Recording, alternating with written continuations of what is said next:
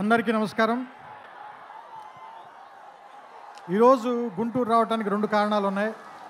ఒకటి, ఈ సినిమా పేరు గుంటూరు కారం. రమణగాడు మీవాడు, మనందరి వాడు. సో అందుకని మీ అందరి మధ్యలోని ఫంక్షన్ చేయాలని ఆయన ఇక్కడికి చాలా షూటింగ్లో విపరీతంగా అలసిపోయిన తర్వాత కూడా వాంటెడ్గా గుంటూరు ప్రజలను కలవటానికి వచ్చారు. సో అందుకని మీరు కొంచెం డిసిప్లిన్ పాటిస్తారని, పోలీసు వారికి సహకరించాలని మనస్ఫూర్తిగా కోరుకుంటున్నాను. ఎందుకంటే వాళ్ళు చాలా అలసిపోతున్నారు పోలీసులందరూ. నేను చాలాసేపు నేను చూస్తున్నాను. చాలా త్వరలో మీకు ఉంచేద్దాం ఈ విషయాన్ని. రెండో విషయం, సూపర్ స్టార్ కృష్ణ గారు తెలుగు సినిమాలో విడదీయలేని ఒక అంతర్భాగం.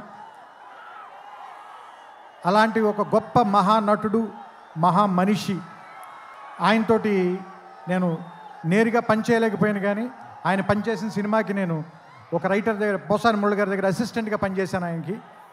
సో ఆయనతో డైరెక్ట్గా పరిచయం కలిగినటువంటి సందర్భం అదొకటి మాత్రమే.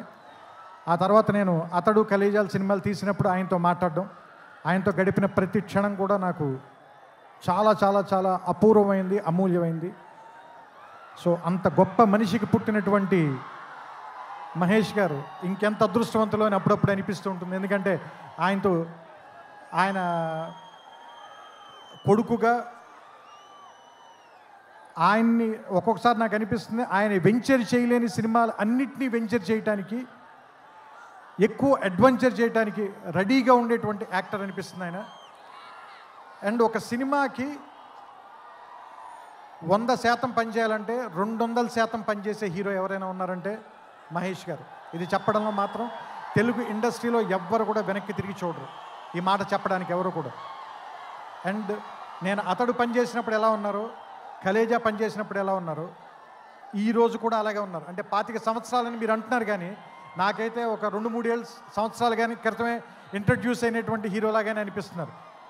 చూడ్డానికి అంత ఎంగగా ఉన్నారు, మనసులోనూ అంత ఎంగగా ఉన్నారు. పర్ఫార్మెన్స్లో కూడా కృష్ణ గారి తరఫున మీరందరూ ఆయన వెనకాల ఉండాలని, ఆయన ఆశీర్వదించాలని మనస్ఫూర్తిగా కోరుకుంటూ, జనవరి 12వ తారీఖున థియేటర్లో కలుద్దాం. ఈ సంక్రాంతిని చాలా గొప్పగా జరుపుకుందాం, ఆనందంగా జరుపుకుందాం, రమణ గారితో కలిసి జరుపుకుందాం. Thank you. నమస్కారం.